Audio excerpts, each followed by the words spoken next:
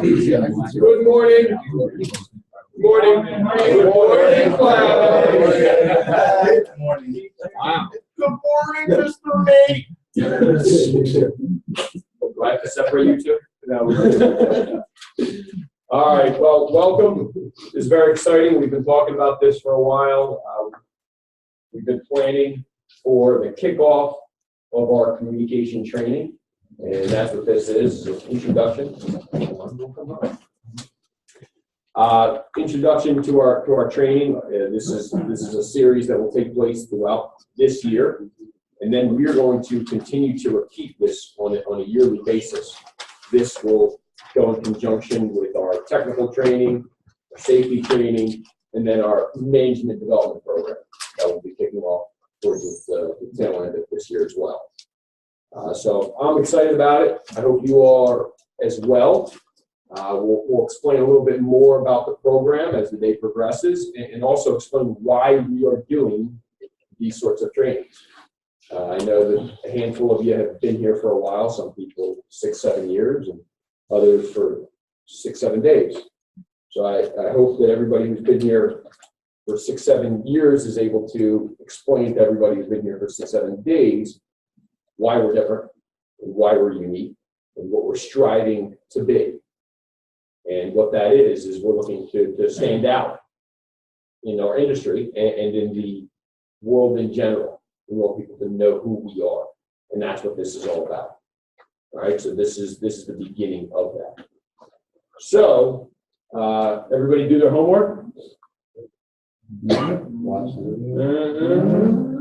Well, listen. As you all know, in the real world, in life, whatever you put in is how much you're going to get out. So we can only take you guys to it, take you all to it, lead a horse to water. And we expect you all to be true uniquers, which is you're truly passionate about your own self-development and that you're going to take some ownership. So that's what we're doing with this coursework. This isn't going to be typical heating and air conditioning trainings where you show up, you sit there quietly, and then you leave, and then you check, and yes, I did that course. We want you all to be committed. Okay, so that's why we're going to throughout these 9 courses, we're going to give you pre-work that you spend some time on your own preparing, and then afterwards we'll have some post-work. So as an example for today, at the end we're going to fill out an assessment. So you all will be filling something out to see, okay, was I paying attention? What did I learn? And then we'll review the assessment together. All right? So, and then in addition, as we leave, I'll also have an assignment for you. It's an assignment to help make us all better and us as a company better. Okay? So that's the basic format. We'll get more into it. So I want to, hi Don. Good morning. Don, there's a seat right up here. He left. We lost one. Yeah. So, first thing I want to discuss. In fact, first thing I want to talk to you about is our marketplace. And when we talk about the heating and air conditioning, residential heating and air conditioning marketplace, it is a cluttered market space. So you're all on the roads on a regular basis. Do you see the same trucks over and over again? Do you see numerous different trucks from numerous different companies? My company right there, green. Does anybody know how many heating and air conditioning companies there are in the Philadelphia market? 100. A lot. A lot's accurate. Anybody know an exact number? What's that? Is it over 100? Yeah. It's certainly over 100. Everybody hear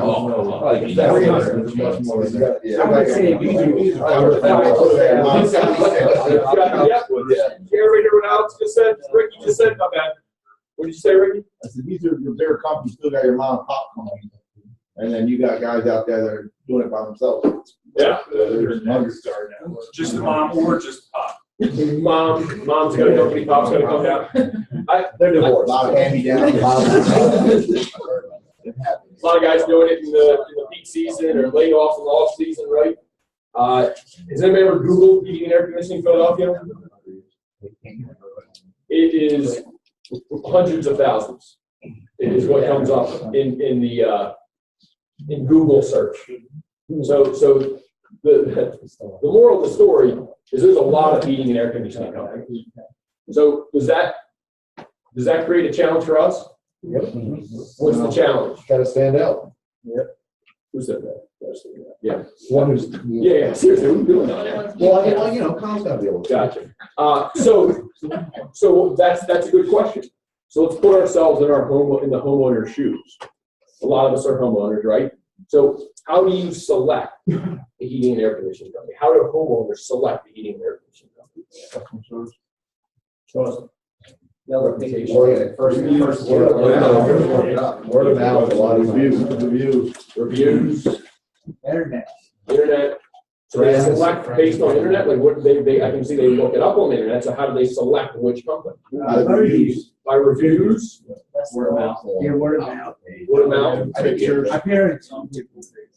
What if Appearance. appearance? Okay, so what if a homeowner just has a handful of these companies out to their house, and in a vacuum they're all the same?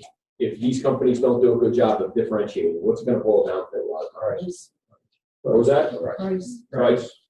So price is a differentiator a lot of times, right? You getting the quality work though?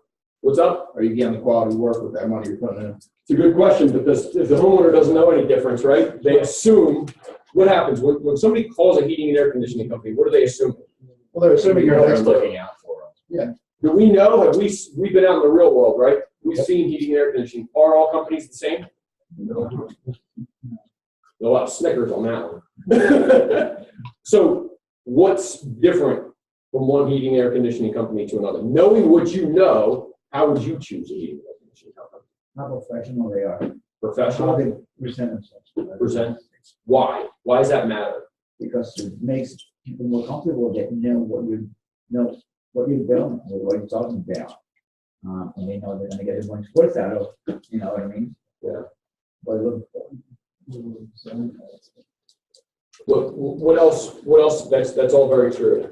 So what else would you be looking for if you, knowing what you know? So you're looking to build a long-term relationship, so let's make sure it's worth investing that stuff. Somebody else said experience over there too, right? Yeah, so you're looking for somebody who knows what they're doing? Their quality of work. No, Professional experience. other personal experience. Okay, The communication between. what was that? The communication between the customer and us. Yeah, The trust. trust. And you said quality of work, Taz? Yeah. So that's the key to our success, right? Is we've talked about this on a regular basis. One, we've got to be better. We've got to have a better experience and be technically better. So people are going to assume we know what we're doing. So we got to make sure we prove them right. All right. So that's the first piece. Then the second piece is we've got to differentiate, and the way we're going to differentiate is through things that you all talked about. I'm curious if that would have been the same prior to you starting with this company or not. Regardless, there's a good reason why everybody who's here is here, and a big piece of it is because we recognize how important it is to stand out from the crowd, because that's what we want to do. We want to stand out from the crowd. We want to rise above, right? So consumers have all of these choices. They're seeing all of these different trucks. They Google. We're not always the first one that pops up, right? Other companies have good reviews. Other companies are decent communicators. So we're trying to figure out how can we differentiate, right? And our big key to success, because we talked about price. If in a vacuum, people are going to choose the one they assume everybody's the same, everybody knows what they're doing. In a vacuum, people are going to choose based on what? Right? Price? Well, in this, there's a book a handful of people here have read, The Customer Service Revolution. And And in fact, the handful, most people here were here for a day we had a couple years ago called the Customer Service Revolution Day, based a lot on this book. One of the things they talk about in this book is how to make price irrelevant. And you make price irrelevant based on the experience. And let you know it can be done. It can be done. It's been done before. So we're not inventing something earth-shattering here. We're just following those that have come before us in other industries, right? So there are a lot of challenging, cluttered industries where we can look to and see, well, how did they do it? How did they stand above the rest? So in the airlines industry, that's a miserable industry, right? And Southwest Airlines has stood out. Retail, once again, you can go clothes shopping numerous different places. Nordstrom has made a different experience, right? Fast food. Chick-fil-A is a differentiator, right?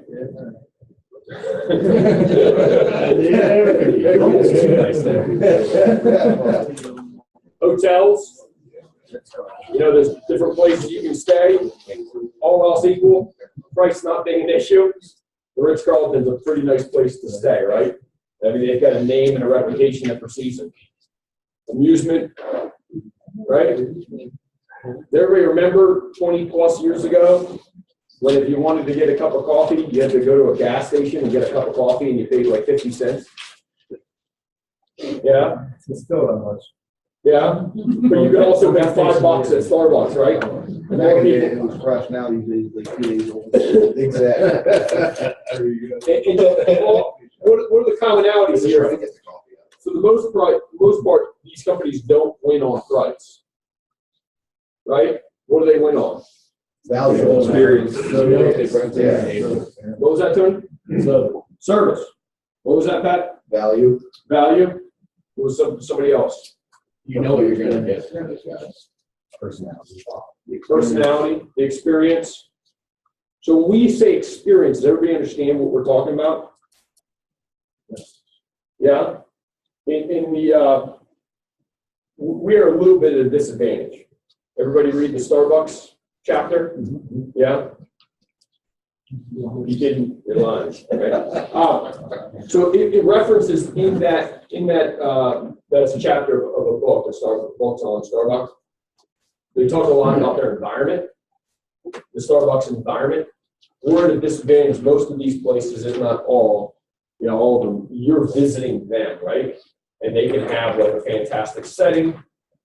It's controlled. It's a controlled environment.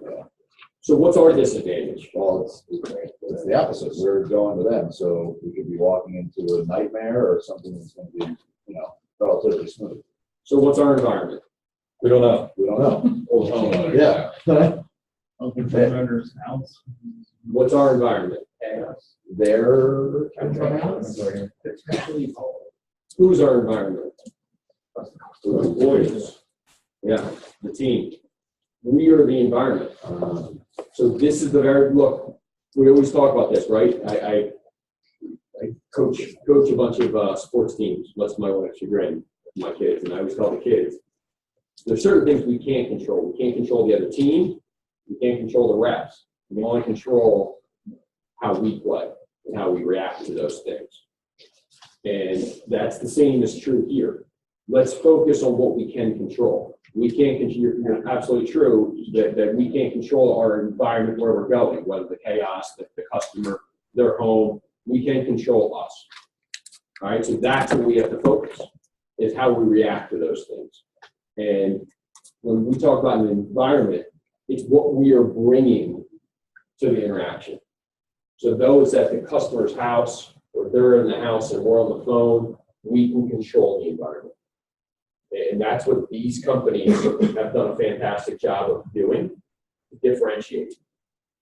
Is they, one, controlled the environment, and two, they've recognized and realized that it's about the experience. There's I feel like I'm at church. Everybody take out your hymnal. What's it called? It says coffee is an amazing agricultural product that is our vehicle to start the conversation with the customer. Right? Isn't that what we talk about? What business are we in? Customer service. Who was wrong? Who said the wrong thing? So what business are we in? I'm embarrassed. What business are we in? Customer service. And we happen to be good at heating and air conditioning, right? It's the same concept. Heating and air conditioning for us is a vehicle, right? It's the vehicle to provide good customer experience.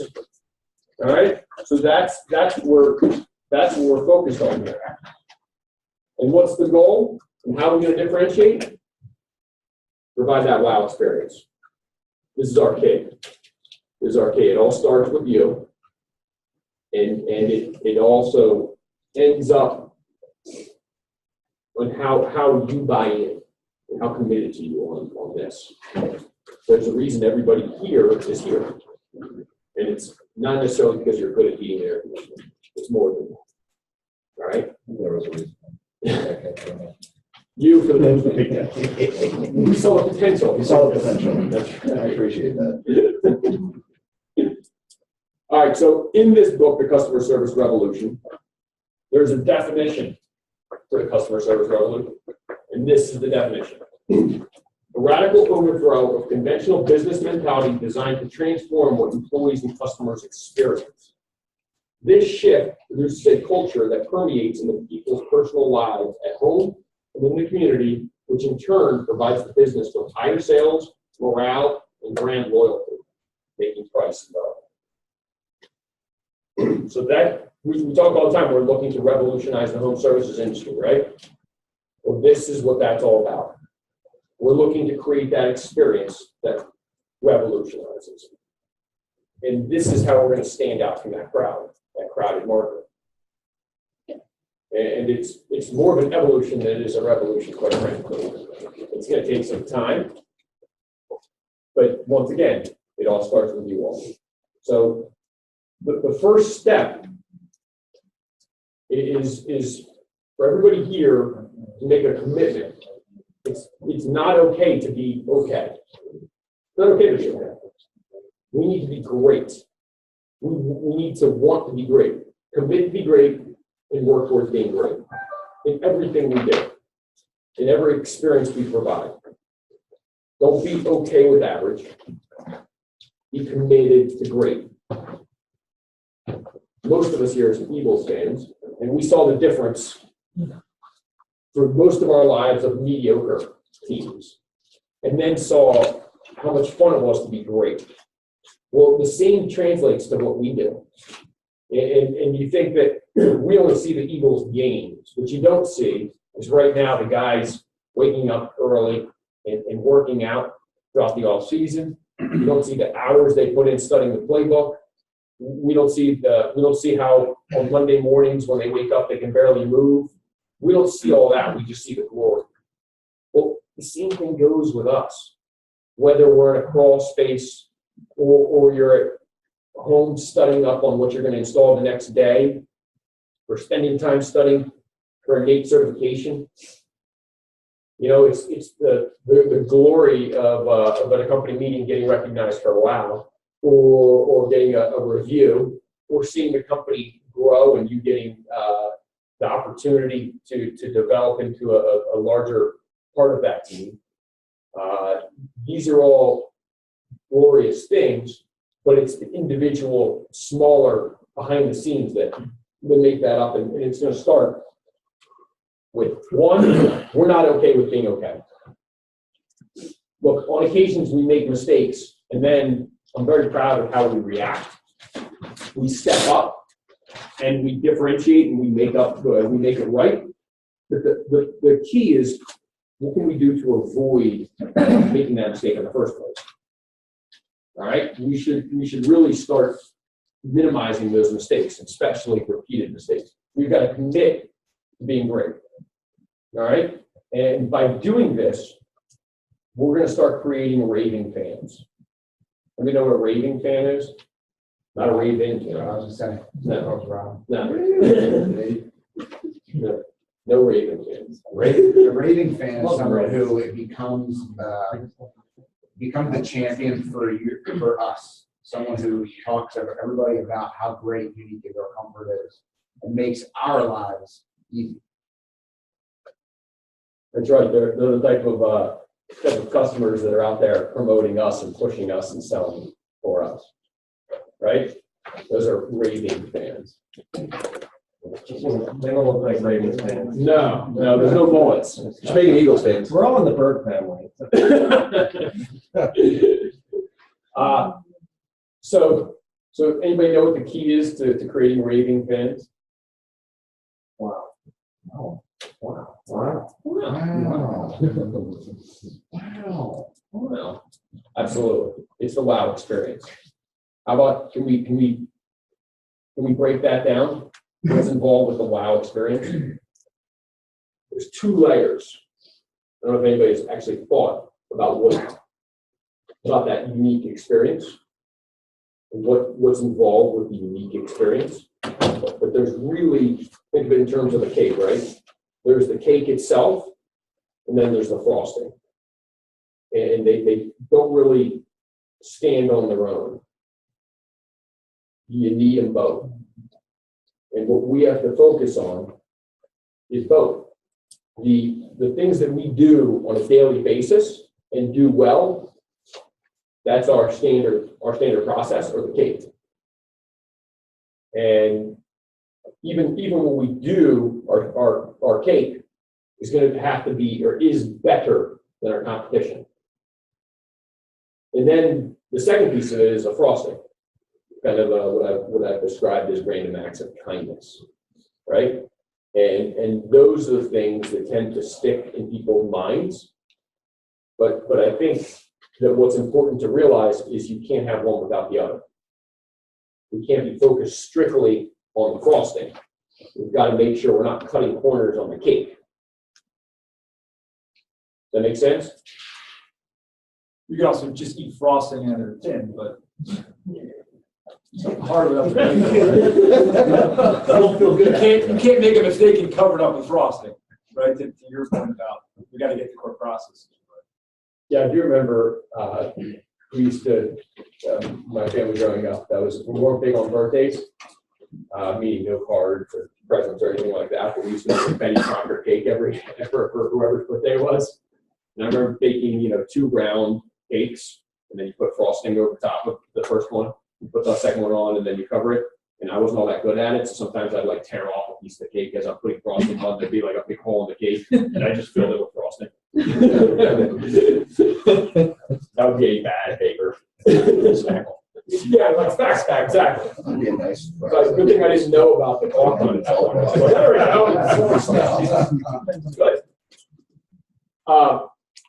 Good. Random aspect. It is random. You get that bite. Man. It's like a lottery, huh? So this is from the Starbucks book. It doesn't matter how many millions or billions of cups of coffee Starbucks serves. If the one you get doesn't suit you, Starbucks has to be able to perform at that level of consistency for the individual automatically. And that's really the promise. We will deliver a drink that suits you every time and create an experience in the process. Does that make sense? Everybody kind of understand the concept there of the coffee and how it gets delivered consistently every time? That's the cake. So how about us? What's our cake? Doing a good job of offer communicating what we're going to do each time. Furnace. Installing the furnace the right way, communicating properly every time. Making sure that we're looking at everything, not just the problem that's right in front of us. That's right. Yeah, that's and that's behind the scenes. That's kind of the cake, right? Yeah. The things that are expected. So if you go out, give me an example, Pat, of a troubleshoot. Boiler. So you go out and it's a bad thermocouple. Right. I guess. You replace the thermocouple, and then we're also trying to look at, well, how's the boiler piped? Or is there a rusted pipe somewhere that has been leaking? Or whatever, stuff like that, Yeah. that you might miss otherwise if you're not, paying attention. And then something like that can come back to bite you, like the rusted pipe that you missed. Yeah. We were there 2 weeks ago and now it's leaking. Yep. And we're coming upon AC season, right, Frank? So with AC, there's a number of different times that you go out there and it's a simple solution and you find it right away. But there's potentially other things that potentially cause that, right? Absolutely. Examples? Or even being out there and, just listening and what they experienced last year, Yeah. or a water leak, something that I recommend for them to prevent another disaster, sealing gas, or have you had a maintenance? I have the time to do that today. Would you like to? Yeah. It's, you've got to realize that that's not an upsell. That's offering our services, and that's being good consistently every time, providing that cake experience, right? Make it count. Make it count. Make your time there count. We are trustworthy advisors, so we know more. And then there's other examples of cake behaviors that we should be doing every time, right? So they expect us to be the expert. So by making recommendations, we're the expert. If we don't do that, we're falling short. There is there's an issue with our industry, right? That not everybody provides the cake. So they're only interested in selling cakes.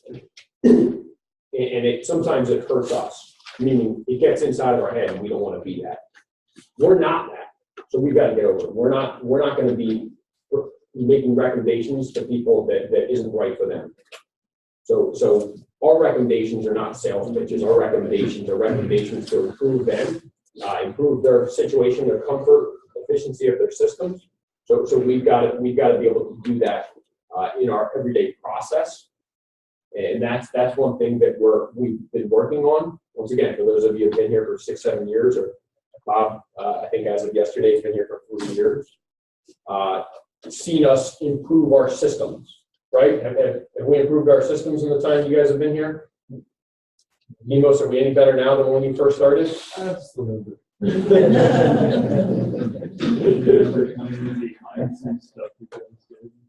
Yeah, we my other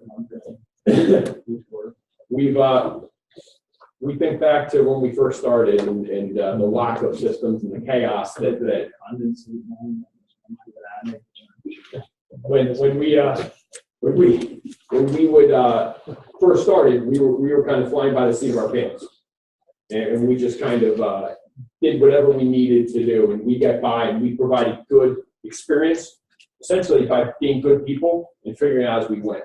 Now, as we continue to develop, we've got to improve our systems so that it's repeatable.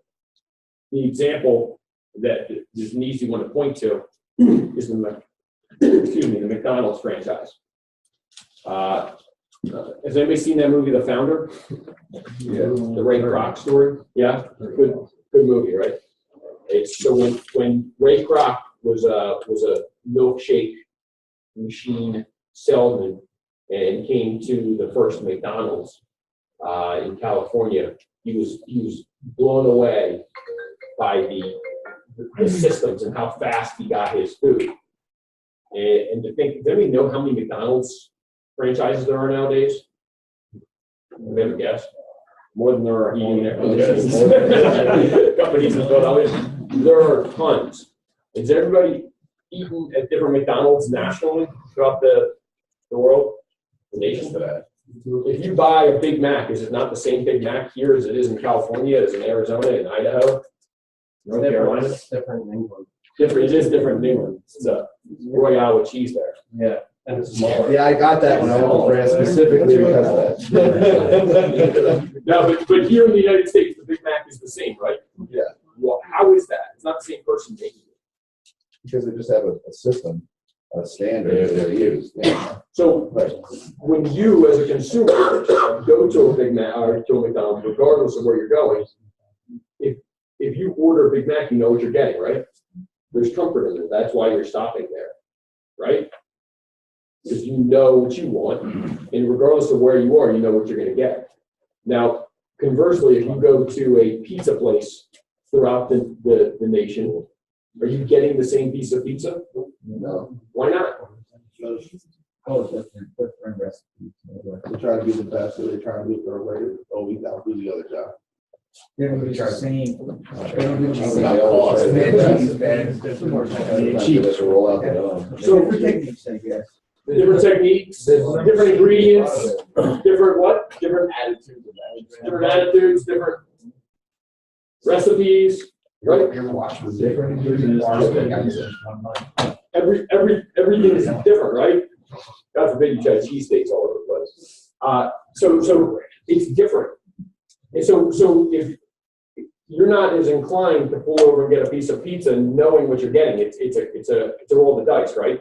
As opposed to when you go to McDonald's, you know what you're gonna get. Even when you go to the same place for pizza, it's not always the same. Right. They're wrong. Now, That's not specific. let's translate this to what we do. Let's translate this to what we do, and once again, the comfort in that every time somebody from Unique is coming out to do a maintenance, let's say they're a long-time maintenance customer, right? Service plan customer. Every spring, every fall, what's better, that we do the same way every time, or that they don't really know what they're gonna get? So how do we ensure that we're doing it the same way every time, regardless of whether it's Pat going there, Nelson going, John, Demos, Frank? No, we use ingredients from our cage. We trust our cage. Well, what's got to be the same? The recipe. The ingredients. The recipe's got to be the same. What else? I heard it.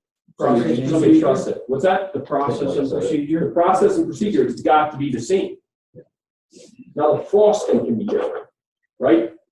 The personality and the random acts of kindness that make it your own, that can be different. But the process has to be the same, because that's what the homeowners are expecting, right?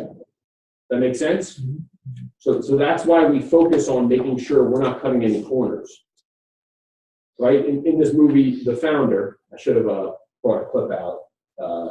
Maybe on Monday at the company meeting, we can get together again. I'll show you a clip of them just figuring out how to make this process. And they know exactly how much ketchup they're shooting on every little burger. Exactly how many onions they're putting on, right? It's the perfect mix, and it's got to be in the right order even. Well, that's what we have to do. We've got to make sure we don't cut any corners, and we have the right amount of ketchup and the right amount of mustard and the right amount of onions every time. And then once we work on perfecting that, in addition, we're working on these random acts of kindness, the icing. And that's our differentiator. Everybody get that? All right, now we get movie done. So, I'm going to show you some videos about some different companies. What do we want them to do with the videos? Yeah. So I'm going to show you some videos on 3 different companies. There's some guys, because I know it's unbelievable stuff. It's just you guys. There'll be a video here on Southwest Airlines. There's a video on the Ritz-Carlton and Chick-fil-A. All right, so what I want everybody to pay attention to is, and take some notes, some icing examples and some cake examples. Okay? And then I want you to think, because what we're going to do is we're going to break down into smaller groups after every video, just the people around you, 2, 3, 4 people, and talk about, share these things that you're picking up, these examples. And then you start creating another list of our cake and our icing, and different ways that we currently do and things that we can improve. As I always say, we're only as good as the people in this room, on this team. So I need feedback, and we're going to be stronger if we're working together. So let's figure out ways to continue to improve. Okay? All right. So the first First clip is Southwest Airlines. This one's a longer one, it's like 13 minutes long, so no falling asleep. All right, let's once again, examples of cake, examples of icing.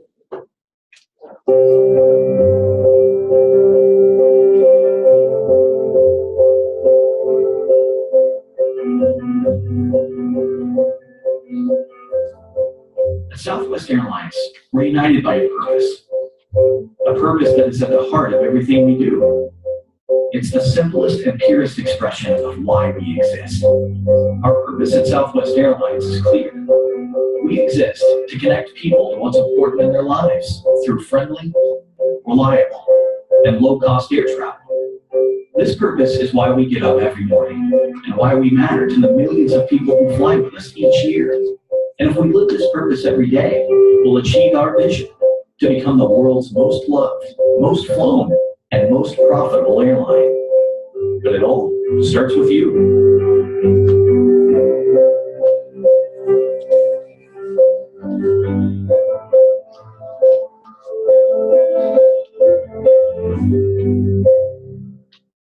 We had to go to the airport for my husband to be deployed for 6 months to Kuwait.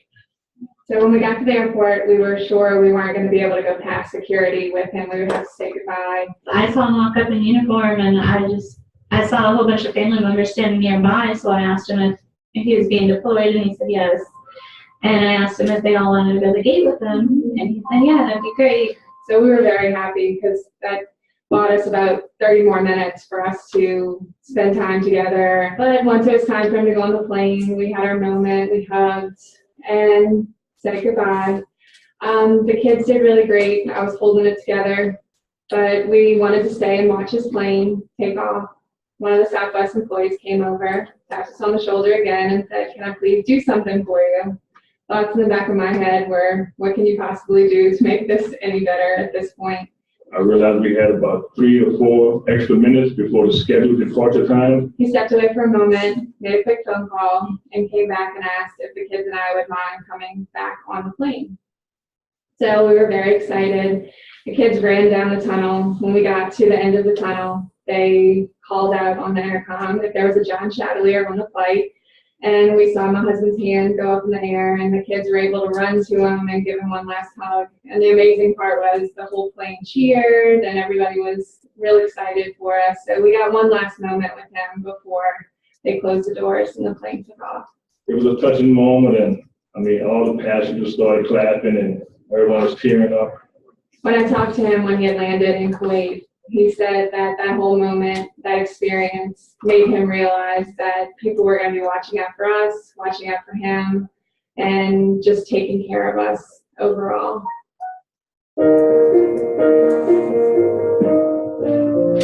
Boarded the plane in Little Rock, running late and didn't have time for breakfast, and it was a busy, crowded plane.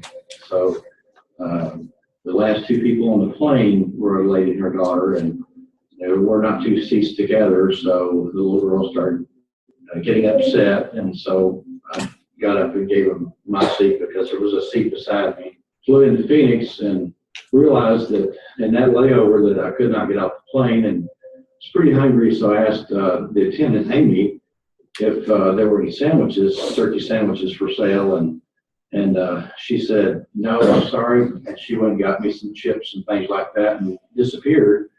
And a few minutes later, she appeared with a turkey sandwich, and she had gone out on the concourse and bought me a sandwich. And I just thought that was above and beyond. And I was trying to pay her, and she said, "No, this is my way of saying thank you for giving up your seat." She saw that I had a problem. I had to wait a while for lunch, and I would have never expected that, but she went the extra mile.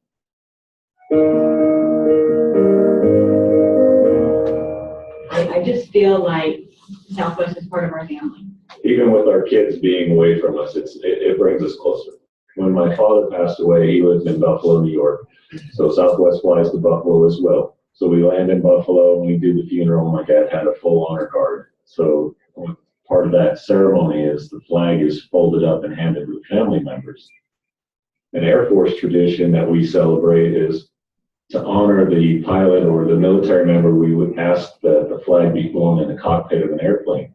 So when we got on our planes out of Buffalo, New York to fly home, I asked the pilots if they would do me the honor of carrying my dad's flag in the cockpit. And both the pilot and the co-pilot both looked at me and said it would be an honor for us to fly that for you. Of course, we were thrilled to do something like that to help him. So we had it in the cockpit for the last flight home for his father. The flag up in the cockpit was just perfect for us.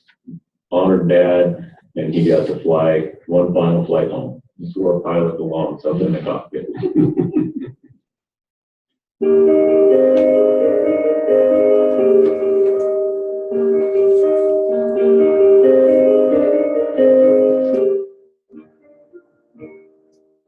I am a pretty regular Southwest business traveler. It's just a different flying experience than any other airline. Everybody just is having fun with their job. They board the fastest. They get your bags off the fastest. So they're efficient, which is always great. But I knew exactly when I would land every week. And so I could easily schedule my meetings and the rest of my day around it because I knew that they were going to be on time. Leaving home was not my favorite part of the work week, but Southwest made it the best. They made it the easiest to leave and come back home to by making an enjoyable experience to come and go every week.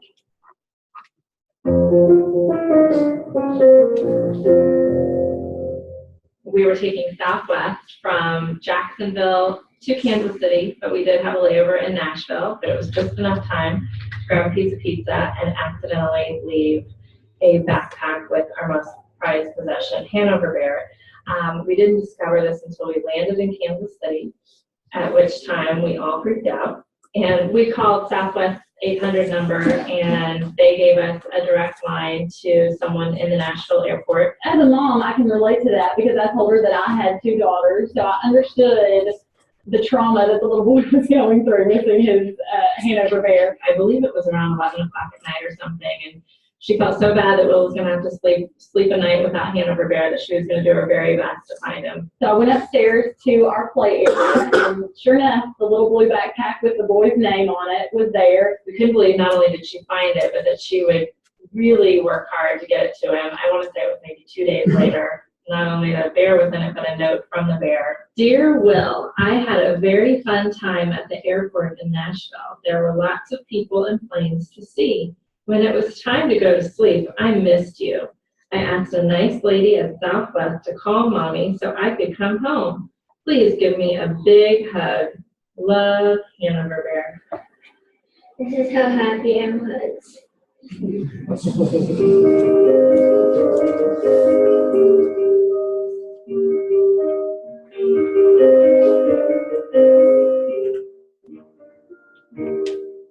My story starts May 2011, when I got a phone call from my only child telling us she was pregnant with my first grandchild. But our excitement ended about 2 weeks later when my son-in-law called to tell us that she had a very serious condition called hyperemesis. And so I went to Birmingham and spent the weekend with her and came back home and figured that I would see her again over the summer because I'm a teacher. And 2 weeks later, I was in the post office and got a text from her. And the text said, Mommy, I can't do this. So I went to my principal, and my principal said, what are you doing here? Go. I went home, and I was able to book a flight on Southwest the next morning. And not only book a flight, but use my points. I would have spent any amount of money to get there. And instead, I spent $2.50 using my points. That trip lasted until the end of August. I stayed with her all summer. And it was probably the hardest thing we've ever done. But when I left to come back to school in August, I knew I could get back there if I needed to. And she was much better then. She was able to go back to teaching too. So during my daughter's pregnancy and the eventual delivery, I was able to go 5 round trips from Orlando to Birmingham. I was able to get there within 24 hours of my first grandchild being born. And this is Carson John, his mommy Megan, and me, Grammy. After this all happened, I realized what a significant role Southwest had played in the whole story. And Southwest really came through for us.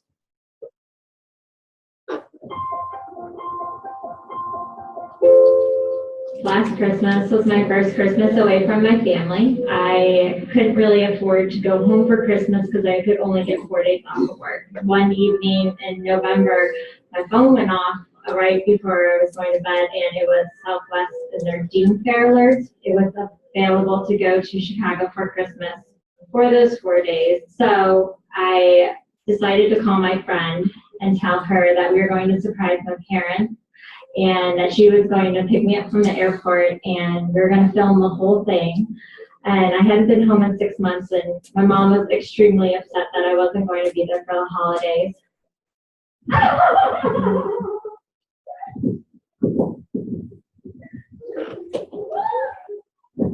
My mom's reaction was priceless. She was crying. She cried for a good almost 2 hours. That was the best Christmas gift I could have ever given them. And without Southwest, there was no way I was going to be able to go home and give that to them. It was good. It was a very, very good Christmas.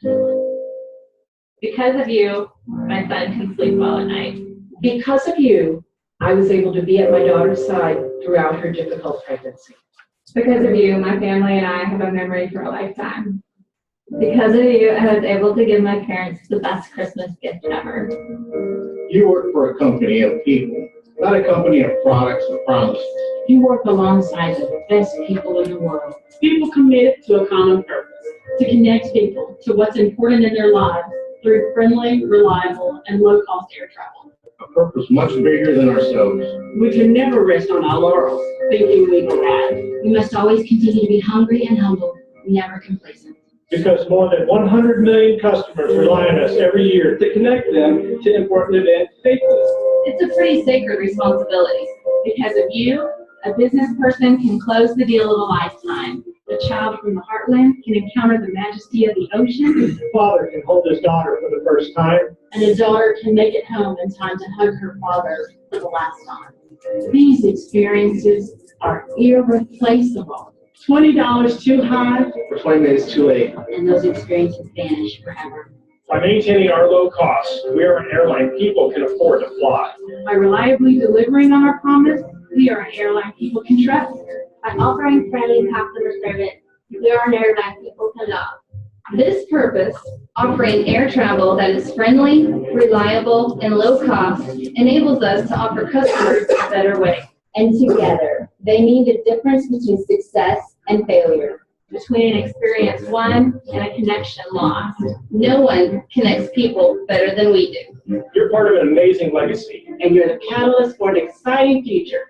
And whether you're on the ground, Or in the air. in an office, Or a gate, what we've created is worth anything and everything to keep. Because hardly anyone else has it. And you do. We do. Together.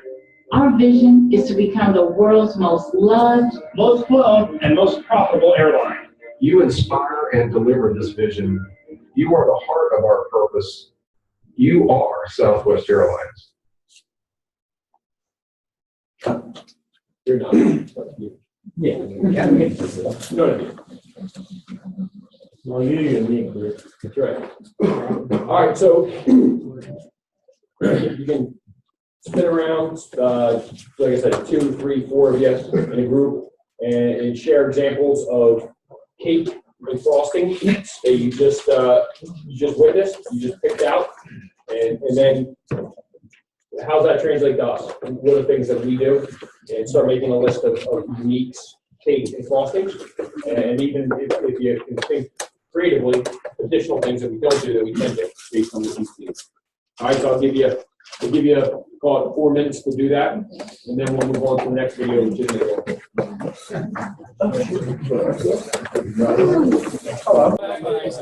What's your icing?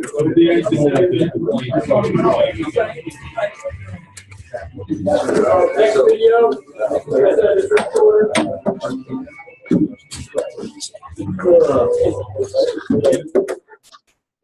We went to Chick-fil-A, we loaded it up, they got the waffle fries, the shake, and the chicken sandwich, and we go to the table, and we put it all on the table, and we're there maybe 30 seconds, my son gets a little rowdy, and then boom, knocks the shake on the floor. Shake explosion all over the floor. Out of nowhere materializes the mop and bucket brigade, runs out.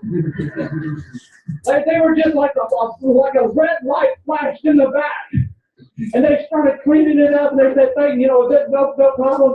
This is what we're here to do. We're here to serve." They're like that, aren't they? It's like they wake up with no other thing on their mind other than helping us, the slobs that are dropping things all over the place. But across the room, the guy who had poured the shake noticed, and he pours another shake. He comes out. He puts it in front of my son, and he goes, "Here, buddy, here's another shake for you. I'm sorry that happened.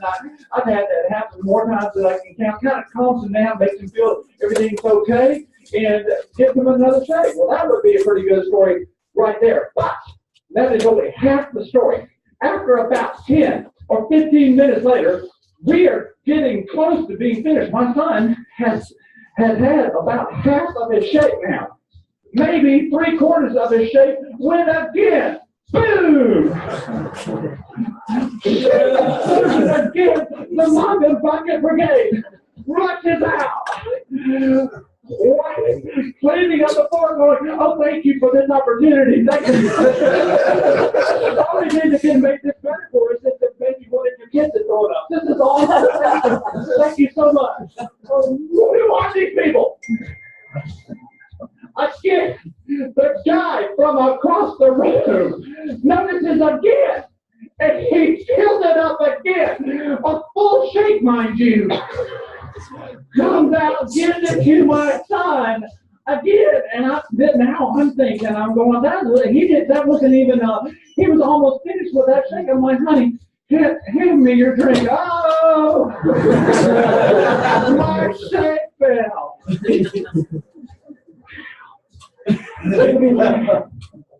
Now I don't get another shake.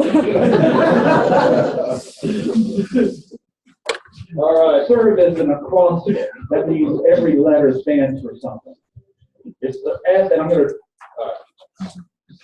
So once again, this is going to be short. Take 2 minutes, write down some cake and icing examples from Chick-fil-A. Share with your group. One more video here.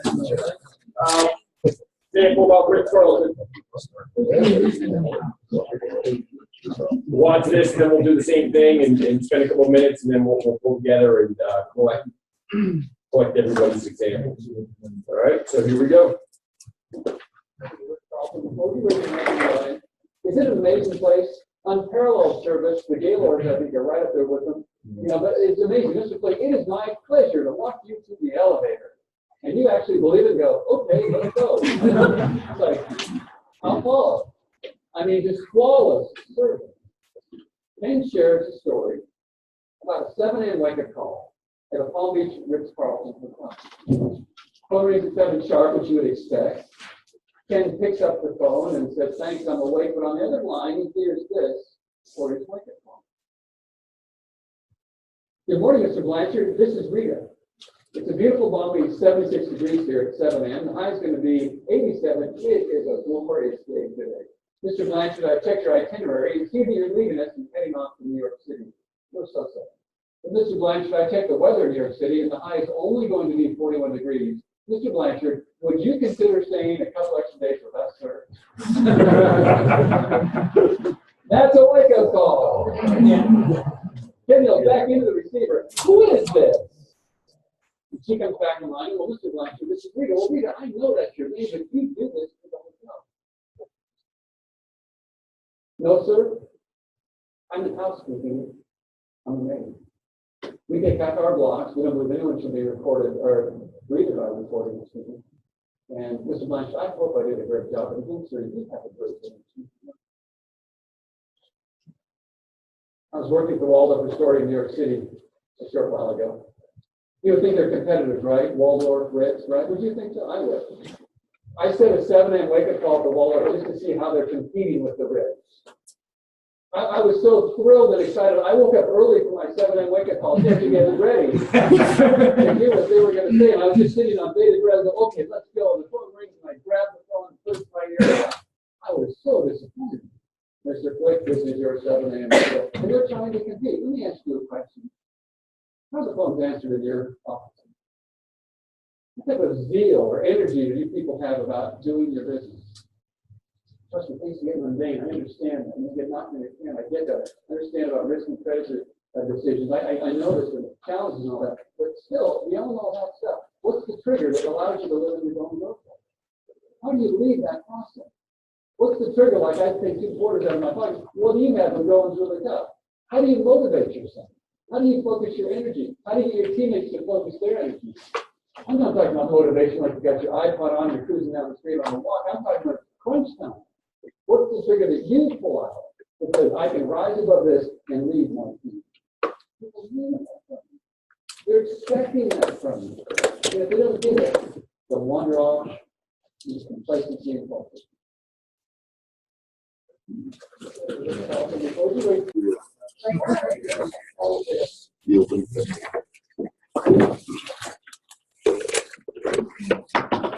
I'll be your writer. Hey, you gonna be the writer? I'll be your writer. Yeah. Hey, good morning, everybody. Good morning. How are you? Good. So what'd you think of these videos? Ernest, guys, your video. Oh, you like my video? That was awesome. Well done. I got all my hair stood up on there when I was making that. I love that. Just looking at those companies. You know, it's interesting. You just looked at videos that represented some fascinating industries, right? Airlines. Isn't that fascinating? It's been around for how long? For decades. You know, cutting edge, right? All right. What was the other industry? Hotels. Rooms for rent. It's been around for a while. Kind of mature. And fast food.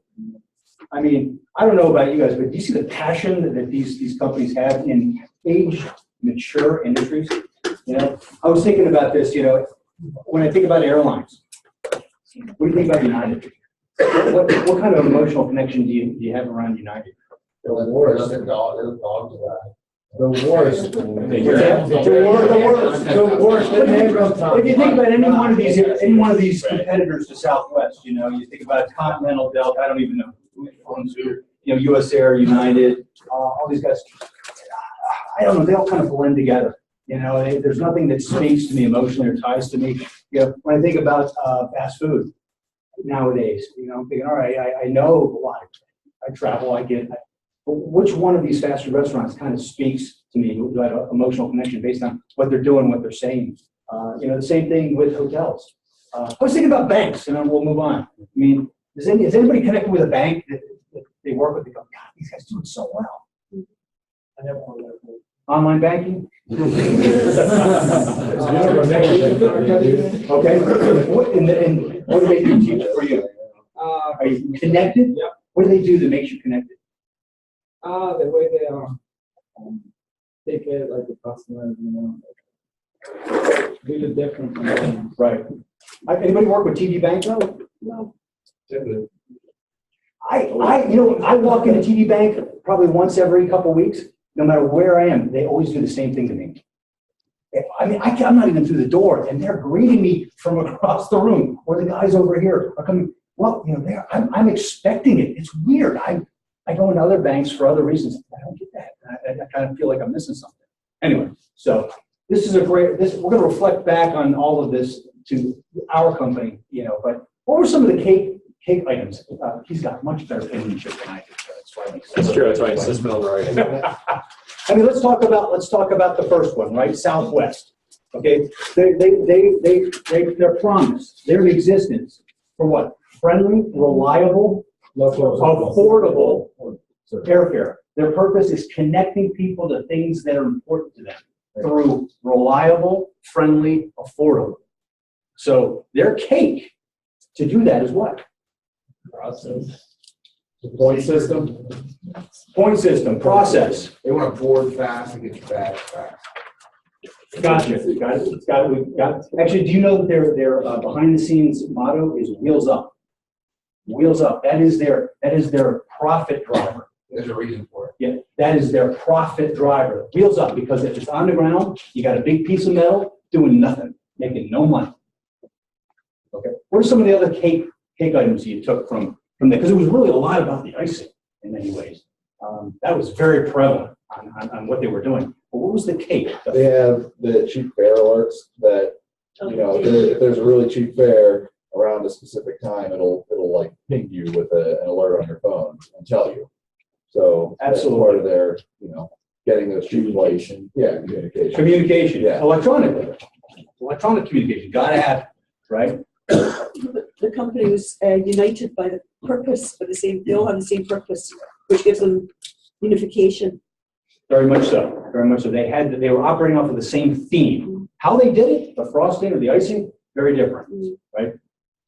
It's a very enjoyable environment to work, and it's very important because people feel happy to work in that environment that they deliver. So their own personal environment of the employees themselves. Yeah, they deliver better when they work there. Right. I love that. They had the same experience no matter where they were going. Everything was consistent. Everything was consistent. Yeah. Even the way they dress, obviously, right? The uniforms, the way in which they keep themselves, right? Very friendly. Very friendly. Customer. Very friendly. They greeted you. Yes. Smile. Was there any smiles? Like they love what they were doing. Yeah. Boy, what if you're because if you're not comfortable smiling, you can't work there. Right. I've been in those places before. Yeah. You know. Even when you're having a bad day, you still got to smile. Got to compartmentalize, right? Sometimes I'm like, you're having a bad day, stay home. You know what I mean? Yeah, That's right. not- I'm taking off the other people. David gave the example of TD Bank. Every time he walks in, they greet him like, "Hi, how you doing? Have a nice day," or whatever it might be, and they're greeting him with a smile. There's a place around the corner from me that I'll go on occasion to get my hair cut. I forget whether it's a hair cuttery or one of these kind of franchise hair barber shops that are popping up. And they try and fail. So they try to do this, but they're not quite there. Every time somebody walks in, you can tell that they're required to say, "Good afternoon, welcome to Hair Cuttery," but it's the way they say it that it just misses. So they don't mean it. They're middle haircut. They're like, "Good afternoon, welcome to Hair Cuttery." Like a robot. Yeah, it's like somebody's told me you have to do this, and they do it, but they're not bought in. So it's like it almost makes it worse. You know, they don't even acknowledge me. So they have to care. They have to care about the That's it. Like if you the customer. you've got to do all of these. You've got to be bought in. That's what I keep saying. Like it's up to you. We can talk about this stuff, but you all have to be bought in at all times. You've got to have that smile, and you got to be on stage. We talked about on stage, off stage during customer service revolution. You've got to realize whenever you're on stage, you got your actors. You got to be there. It doesn't matter how bad a day you're having. You got to be on stage. Yep. Have full body language. Everything. A lot of people just stand straight up. Hey, what are you doing? Yeah. You just gotta have full body language. Customers can tell the difference on the way you move your body, the way you exert yourself.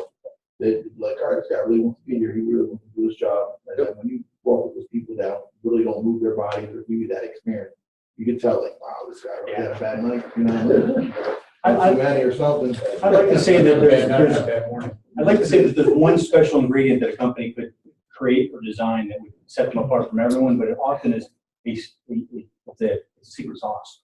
It's just not one ingredient, it's multiple things that create that environment. A big cake is part of it. Now, should we talk about the frosting? Yep. What are some of the frosting items from Southwest? Allowing the family onto the plane. What's that? Allowing the family onto the plane. Okay, the family thing. Yeah. Absolutely. Going out of the way. Boy, were there a lot of opportunities to do that. I mean, think about making it your own. I mean, Southwest allows and actually, promotes everyone to, here's your cake, but these elements are food friendly. Now make that your own. What are you doing? Almost in the hunt. They're in the hunt for opportunities for frosting. Turkey sandwich. Oh, there's one. Oh my goodness, the flag. The note from the teddy bear. Yeah. It's making everybody feel personal. Yeah. Everybody's conditions. You're like, man, what can I do in the moment? Showing the care. I'm sorry? Showing that they care. Yes. Through behaviors. Right. Through behavior and acts. I know you put the point system in cake, but one of the point systems being frosting just because it helped the mother get back and forth. every time. Sometimes these things flip-flop. Yeah, I'm just saying, just to be able to get back and forth, just to be able to be there for her daughter, because her daughter couldn't go through that time by herself. There's kind of a- the point system would be more frosting because it helps her. It's more of a process or procedure, something that they put in place. The icing are things that. Basically, something that you do extra without that whole system is solved for every flight. So. Right, and we will connect this to the things we do, but it's things that I typically mean, I you think take about the upon point yourself. system, if there was a way to manipulate the point system or to better optimize the point system and you were one of their people and you had a choice on doing this or that with your points and somebody were to lean over your shoulder and say, hey, if I can make a recommendation. Yes. And now that would be frosting. If you do this, this, and this, you optimize the spend of your points and you'll be able to get a lot more travel out of it. Or Ricky, let's say that the points is like, it's not allowed on this weekend. And this daughter's she's heartbroken because of this and that. Say, tell you what, I'm gonna use them. I'm gonna let you use them. This is one of the companies that really does push for the random acts of kindness. I mean, they basically are saying, look, our position in the market. I mean, they'll tie it all the way back to profitability and growth and security, but our ability as a team, it's a common theme. The more random acts of kindness we can find, the more we set ourselves away from everybody else in this industry, and we will be the most loved, most traveled, which is their motto, most profitable. Everything ties around. Everything is like a big puzzle, and this stuff takes a while for it to evolve and to continue to optimize. I liked at the end of the Southwest where they had, I think, three or more people saying, because of Southwest, like they say, because of Unique, I was able to, and then fill in the blank. Yeah. Yep, absolutely. So that was where frosting, if everyone can think that way. Yep. Because of. I remember one of the first things I noticed about Southwest when I started to fly them is that they were, I don't know if it was cake or frosting, but almost on every flight, they were given permission, I guess, by the company to make fun of the industry. I mean, the jokes that these people said over the intercom, when they're doing the monotonous things, they basically said, what are the things that we hate the most about the airline industry? Okay, now let's do something about it. And I guess, I don't know how they came about, but what we're going to do on airplane, we're going to make fun of them. Has anybody heard or experienced any of the jokes and stuff that come over the air when they're going through, okay, buckle up, and there's the doors and things like that, the masks come down. Well, do you remember any of the jokes that came out of it? They did like a rap. Yeah, I was going to say. It's like, in case we decide to land in the ocean. Yeah, in the event that the masks fall down, after you stop screaming, please. How about some cake examples from Chick-fil-A? Yeah, let's go. Who's hungry? Thank you for the opportunity. Yeah, I think they were happy. Thanking people. Yeah, thank people to just come in. Thanking is an absolute must. They must thank. So whether it's the beginning or the end. How they do it, though. Yeah, with a smile. Obviously, sorry. No, obviously, they care about cleanliness and how they appear. So that's why they have multiple milkshake spills. They were, right there, ready to clean it up. And also, if they went the extra mile, give them a free shake. This was accidents happen twice or 3 times. Yeah, it was twice. So we've got greeting, we've got cleanup. Got to clean up. Cleanliness is very important. So we have processes around that. All right. The customer didn't have to go to them and say, hey, let's knock it over. They were already there. Yeah. They didn't have to ask. Responsive. Very responsive. That's, the way, there was another video that I was watching in preparation for this. The example they talk about is they anticipate the customer's needs. So that's essentially what you're saying, is they don't have to wait until the customer comes to them and say, hey, my son just spilled his drink. Is there any way he can get a refill? They anticipated the needs. That's something we can incorporate. Anticipate. They're on the hunt for those things. Yep. Their eyes are open. I think opening doors as people exit is also a common cake item. Good manners. When was the last time anyone was at Chick-fil-A? Last week. Last week? Yeah. Okay, when you placed your order, did they ask you for anything in particular other than the money? Anything else we get you today? What's that? Their name. They want to know your first name. Yeah. And your name? No, They have you sit down too if your food's not ready. Yeah. They'll bring it to you. If they think it's going to be beyond a certain amount of time, why don't you go have a seat? We'll be right out. I'll bring it to you. Sorry for the word. They use the word, but when like you're waiting to go up to the register, they don't call you like help the next customer or something else. I can't remember. Yes, Yeah, can I help the next guest? Yes. Yeah, that's what it is. Yeah. That's, My guest. Just not money. How about the frosting side of this? What did you see? when he told the kid that this happens all the time, it's no big deal. Yeah. That was probably the big one in that. What To is make that? him comfortable. That it's not. Yeah. Empathy. Actually rescuing people in critical, embarrassing moments. Oh my God. Hey, not a problem. Just happened, even worse. Talk about managing their okayness. I'm gonna rescue you, make you feel, talk about third parties, things like that. Thank you for the opportunity. The bucket brigade. That was fun. Yeah. Yeah. What are some other things? Anything else? Anybody else have any icings, frostings? It's almost like with the icing and the frosting. It's like if we think of ourselves as this is what we're here to do. It's like no big deal to us to do these icing on the cake type things. Right. This is what we do. The most mundane things, the things that we would hate to do ourselves at home. Kids spills, a drink. What do I have to do now? It's just not simply wiping up. I got to get cleaners and what am I? Am I in the greatest mood now? No. They're making the most mundane activities look fun. Yeah. Or like, this is what I'm built for. I wrote up on Chick-fil-A for the cake, my pleasure. They're known for that. They don't say no problem. They don't say no worries. They say it's my pleasure. It's my pleasure to serve you, essentially. It's my pleasure. I know that's something, once again, during Customer Service Revolution Day, we talked a lot about not saying no problem. Say my pleasure. If somebody doesn't say it, they didn't follow the process. That's right. How about at Ritz? Any cake? What are some of the cake items for Cake Ritz? over at Ritz? Personality. Like, Big is walking into the elevator. Positive attitude? Yeah. Yeah. Didn't matter. It's in all of these, I think one of the cake items is you have to be positive. When she was talking to him, she sounded like she really was. How you're positive, that's a lot of energy and rising. Except if they do the research beyond, they look back on what would I like to do. Right. They knew where they were going beyond the actual stay. Hey, I reckon I have an eye on your itinerary. You're going across the country or wherever.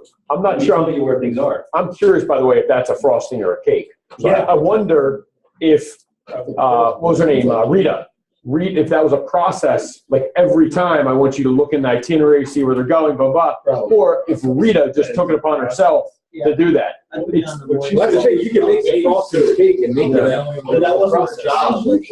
Yeah. Right. It was her role to call these people. Did she take it to the next level? Yeah, if we went to the other Ritz on the other side of the world, would a Rita be saying the same thing to me? Right. Would be Rita. They're all. Yeah, they don't have people named Rita. That's a solid point, Christian. What we were talking about as a group. Well, guys, hold on. What we were talking about as a group is our cake should look so good that to most people it's going to appear like frosting. Yeah. Well said. I was looking actually at this list. I was looking at this list and I'm asking myself, why is this list so much larger than that one? It's because of what you just said.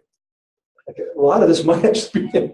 Yeah, so their process, their cake at Ritz-Carlton may be that you say the temperature and the time and where you're going, because they may have your itinerary because they're taking you to the airport. Right. So they know your flight, they know when you need to get up. That's all could be part of their cake. But to the average person and somebody that stays at Red Roof all the time, they wouldn't know that that's their cake. Right. They do that every time. Inside the companies, they know.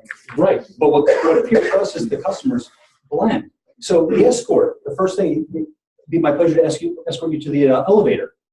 I'm questioning, is that cake or is that frosting? Yeah, it's cake for them because I asked the guy one time at the Ritz, can you show me where's the restroom? He said, let me take you there. I said, no, just tell me where. No, I won't walk you to the bathroom. I'm uncomfortable with this. How far are you going to take me? I'll only bring you to the door. All right, well, we can keep going with this, but for the sake of time, let's talk about us. Let's talk about unique. What is our cake? Some examples of our cake. Hey, if I could jump in, just Nate, if I could just jump in. Go ahead. Hold on a second. I wanted to just take just a second before we jump into Unique. And I wanted, I'm an extended family member, in a sense. And I've had the pleasure of working with this company, but also other companies, both that are, high growth software, and also companies that are working in very mature markets. And I look at, I love working in mature markets because I looked at all those logos up there.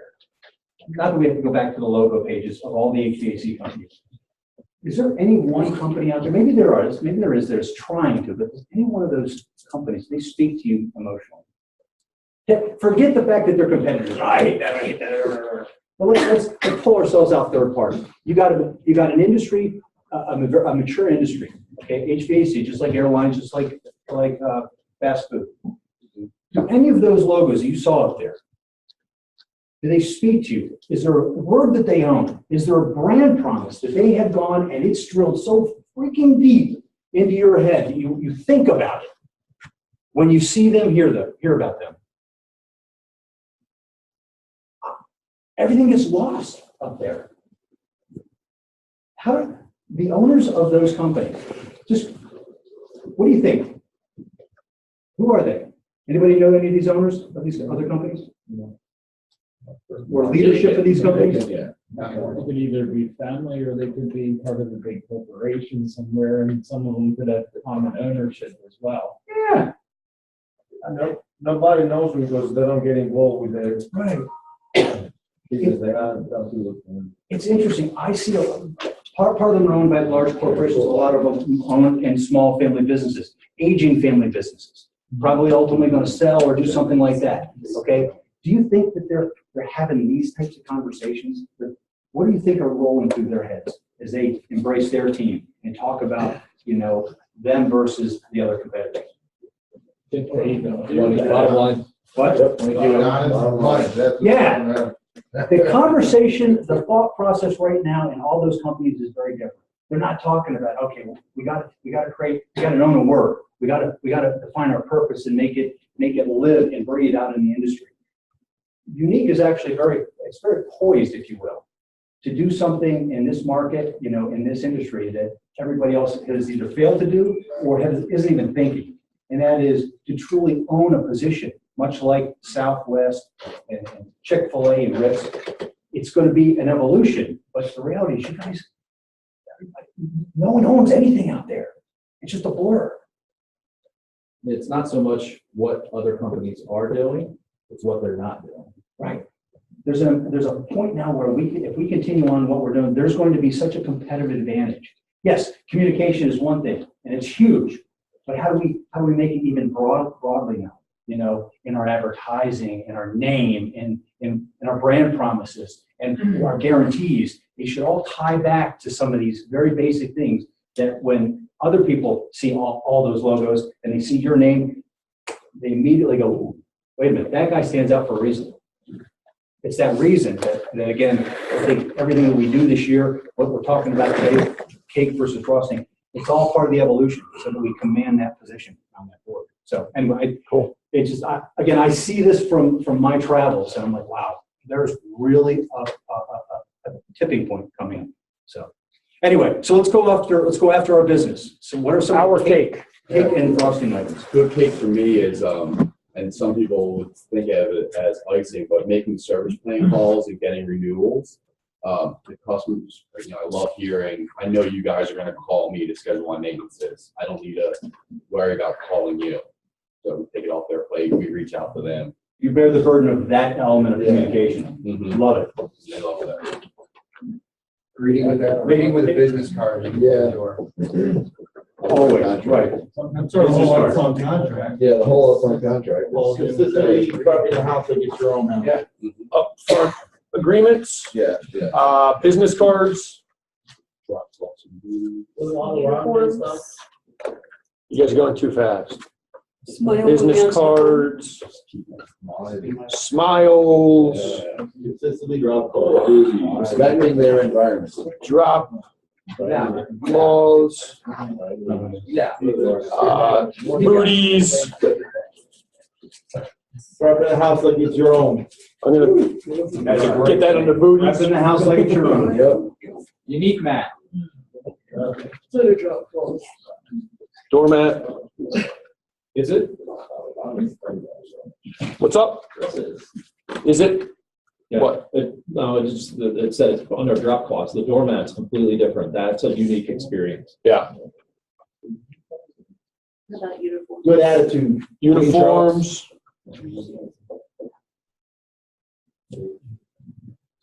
Yeah, positive attitude. Good Attitude. Hey, look, uniforms is so true. Once again, we're the environment. That's, I know, I joke around about, I make light of it at the company meetings. It is so important. So important that you all look, you are the brand. Think about it. You're the brand. It makes people feel safe and secure when you're coming into their home, right? Yeah, they know who you are. And whether that's a clean uniform or a nasty looking uniform makes a difference too. I love the prepping the house as if it were my own. What a great start to an upfront contract, an upfront agreement, Anything up? Because that leads right into it. The communication before we do go on an install or service call? I'm just going to put communication in general, but yes. Midday check-ins. RCNC. Yeah, RCNC. Wow. Nice.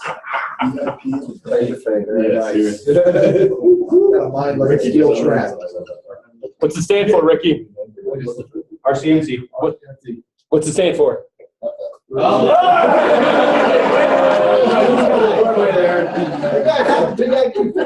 right, give me, what is it? What is it? Review, confirm, next step, confirm. There you go. Once you got the first C, I knew you were going to get the second C. I had faith in you. All right, how about frosting? Give me some frostings. The one that I always think about the most, Tony and I was talking about was when, I think it was Quaid, shoveling someone's driveway. Shoveling the driveway. Bringing in trash cans. The onesies? The onesies. Yeah. What we got with Rotary? Man, you guys are going too fast. Onesies. Giving massages. Massages. I'm not going to go there. Let me see. What's the Trash cans? trash cans? Masseuse table. Once again, make sure they're empty. Trash cans, newspapers, Mark's jelly beans. Mark's jelly beans. Fixing something that's not on our quote. Going above, going beyond, above and beyond. Follow up phone call. Happy call. Communication. Cake. Above and beyond. Bob's Uber service. Uber.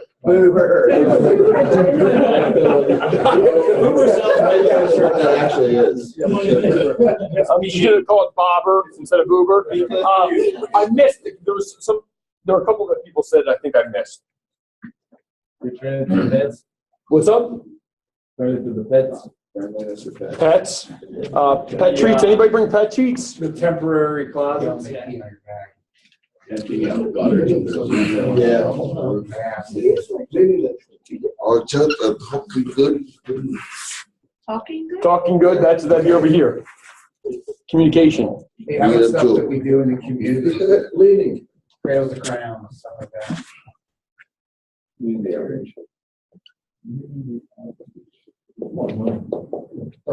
Shout. What was that, Tony? Cleaning. Keep it clean. Cleaning up, even if it's not our mess, right? Like if you go to a condenser and for service as an example, and there's scrap, like wire scraps or trash around it, even though it wasn't us cleaning it up, right? Cake. That's cake. Yeah, that's cake.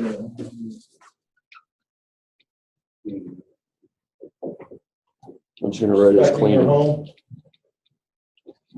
Yeah, all right, more frostings. I missed one. Move the hockey table. Move the hockey, air hockey. Move furniture. That's the pool table. Can't move that. Take it out of whack. Change light bulbs. All right, these are all good things, and I'm sure there's more. From the office, everybody said card or cookies when we did something that's going on with the customer. Cards and cookies, yep. Yeah. Sending sympathy cards. Yeah. That's, yep, cards. So let me see here. See how I did. I put some examples. Let's see if we lined up. All right, so here's what I had for some of our cake. Business cards, did we get that one? Yep. Yep. Does everybody do that every time? Yep. Yes, if you ever run low before you run out, let us know. Doormats and drop cloths. Check, got it. Every time, right? That's our process. Email introduction we've been doing before the service techs and installers go out, right? Every time. That's huge, it's professional. Somebody said it earlier about uniforms. Paul said that, I believe. When we show up, it gives them calm, it gives them reassurance that we're professional, we are who we said we were, right? So they know what to expect. Clean trucks and uniforms. We had uniforms, but trucks as well, right? That's our environment. No, whatever. Calling when the techs are on the way. So something we said talked about that, right? Communication. Calling when we're on the way. I know the comfort consultants do this. Confirm, and then if it comes to 5 appointment, you're going to be there even if it's a couple minutes early, only a couple minutes early, or a couple minutes late. You're calling to let them know you're on the way. Over communicate. 5 E's. Oh, everybody remember what 5 E's are? Hold on. Does everybody remember what that is? No? It's in Customer Service Revolution, the book. We talked about Revolution Day. Does anybody here think they can name all 5 E's? $20? $20, anybody? Eye contact, enthusiasm, empathy. 3. Your own empowerment to do what's right for the customer. That's not an ear-to-ear smile. Give him the 20. You didn't get them all, but it's pretty darn close. Did he get the 20 still? Just put that at the service plan. Yeah, put it at the service plan. I just go buy a filter. Anybody else want to give it a shot? Southwest would give them the $20.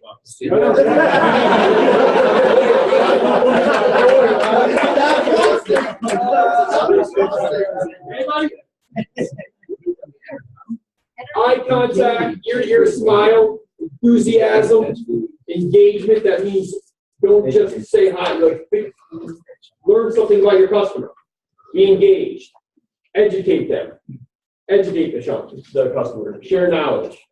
Did you say the chump? The chump. Sometimes they're chumps. Communication. Right? Communicate. Communication's huge. Some examples of frosting. Let's see if we got them all. Bring up the empty trash cans. See, I put empty. Changing the light bulbs of the ones that are burned out.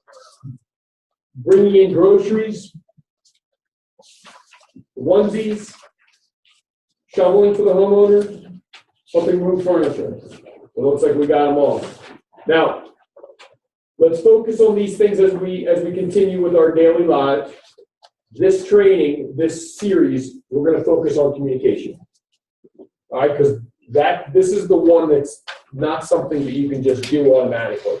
We're going to train and learn how to better communicate and do a better job of communicating with our homeowners. Okay? So these are this is course 1. We've got 8 more to go. So number 2 is the foundation of this. Dave, you want to give a 30-second commercial on this? Sure. Again, for those who've been with the group for quite a while, we've worked on this. We're going to make sure that this is not only retaught, but also we spend any one of these topics is actually role played considerably. Actually, the format of all of the remaining classes are going to be fairly consistent. There's going to be a video to introduce the topic. There's going to be training in that video. It gets right to the core of what needs to be learned and shared. When we get into the class, and there'll be pre-work in addition to the video. So there'll be maybe a reading assignment or another video to watch that's web-based that we pulled down. We believe is a good example. Then we're going to come into the class. We'll do a review of what was taught on the videos, and then we're going to do many role plays and activities and work as a team. By the way, the teams, I don't know if everybody realizes, but we're splitting the teams up so that it's not such a big group. So every month or every 6-week period of time, half the group will be meeting 1 week, and then the following week, the other group will be meeting. So the green team and the gray team, right? Right. And from there, and everything will be followed up with some post-work assignments, including a skills as well as a knowledge assessment. Very easy in some cases, but in others, it may challenge you. So DISC will be about behaviors, behavioral profiling, and communicating with them through an understanding of how they like to be communicated with. Number 3, upfront agreements, okay? Managing all expectations upfront, in the middle, and at the end of our visits. Communications 101. We're going to get to the basics, all right? How to keep people okay, how to match and mirror, how to be empathetic. The 5th one is the application of that. In more critical situations, when people have gone not okay, are uncomfortable for whatever reason, whether it happened in your presence or you show up and there's problems sitting right in front of you. Problem solving, okay? You're walking in, trying to find out the real issues and challenges, how it's affecting them, getting them to share back, what the experiences that they have are affecting the family, okay? The true impact, if you will. Advanced questioning, okay? How to keep people in your process, okay? Making sure that they process through this thing in the most pleasurable way possible. Number 8, okay, conflict management, okay, and difficult conversations. There will be situations where you're going to be faced with difficult questions, maybe aggressive people, okay? How do you maintain your composure, get them to feel comfortable, and be a part of solving the problem, okay? And then how do we present our findings, our recommendations? How do we gain consensus, amongst multiple homeowners, wife, husbands, different partners? How do we do it in a manner that's consistently, we want the wow factor, okay, in all elements. And this is another one. So that's what we have ahead of us. Once again, the format is the pre-work. There'll be a video and/or some reading here in classroom setting. In smaller groups, there'll be half of us, and then post-work assessment and/or assignment. To that, we do have an assessment to hand out now. Yeah, we'll hand out assessment right now and a course review. So let's talk about the assessment. We want that completed here. Yes. Yes. So I'm going to pass that out and give everyone, what, 3 minutes or 4 minutes? Yep. Okay. Yep. All right, hold on, everybody pay attention for a quick second. All right, eyes up, eyes up. We want to create a stock answer to when people ask you, any of us, what makes you unique? Why should we choose unique? What's different about unique? All right, here is a framework to work off of. At Unique Indoor Comfort, we are a customer service company that excels at heating and air conditioning. We recognize the stress of home ownership, and that is why we focus on building relationships. Give your heating and air conditioning stress to the experts at Unique Indoor Comfort, and we will provide you with an exceptional experience at every interaction. We promise to be honest, clean, and reliable while delivering the ultimate comfort to your family. Trust us, it'll be a unique experience. So this is something that needs polishing. So we need everybody's brain here. All right, over the next 2 weeks, so next week's department meeting, we need everybody to come, spend some time. How can we improve this? Shorten it, make it to the point, get our message across about what makes us unique. Right? We just listened to Southwest Airlines and how their message is right to the point. You understand who they are and what makes them unique. How can we shorten this concept and get it across when somebody asks you why unique? So take a picture of this on your way out, and then shorten it or make it your own, okay? And then your next department meeting,